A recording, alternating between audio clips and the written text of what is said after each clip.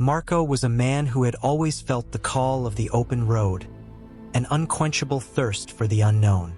His life in the small village of Montelupo was one of simple routines, farming, family, and an occasional gathering with friends. But every night, as he looked up at the stars, he felt the pulse of adventure calling him to places beyond the horizon. When he was 25, Marco left the village with nothing but a backpack, a notebook, and an old map that had been passed down by his grandfather. He said goodbye to his parents, who watched him with a mixture of pride and worry, and set off with the promise that he would return with stories to fill a lifetime. His journey began in the mountains of Italy, where he hiked through fields of wildflowers and slept beneath a canopy of stars. He traded stories and bread with other travelers at remote villages, learning that while people spoke different languages, their laughter was the same. From there, he made his way to the bustling streets of Istanbul, where the air was thick with the scent of spices and the sound of the call to prayer echoed across the city. He watched the sun rise over the Bosphorus, painting the sky in hues of pink and gold, and felt the world open up in a way he never imagined. Marco's path led him to the deserts of Morocco, where he rode camels across shifting sands and met a nomadic tribe that shared stories of their ancestors around a fire. He sat with them, listening to tales of battles and heroes, of stars that guided their ancestors home.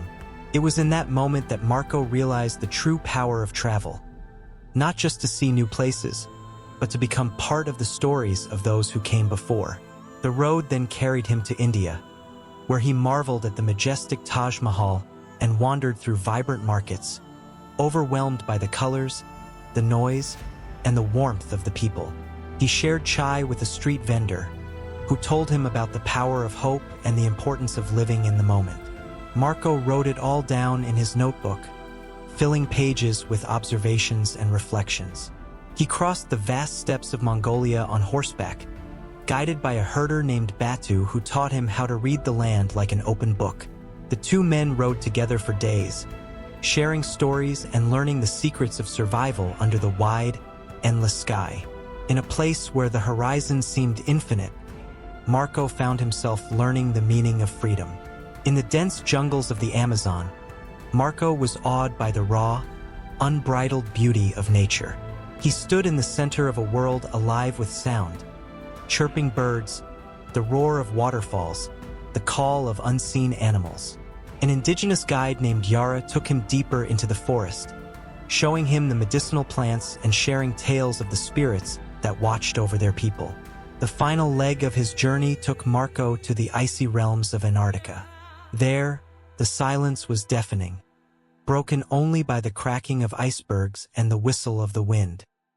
He stood at the edge of the frozen sea, watching as the sun dipped below the horizon, painting the ice in hues of blue and silver.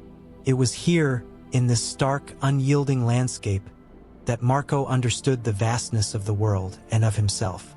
Years later, Marco returned to Montelupo, older and weathered, with a beard flecked with gray and eyes that held the stories of a lifetime. He stood in the village square, surrounded by friends and family who had watched for his return, and he began to share the stories he had carried home. His voice was strong, his hands expressive, and the tales he told painted pictures of deserts, mountains, seas, and skies. But the greatest story Marco told was not of the places he had been, but of the people he met and the lessons he learned along the way.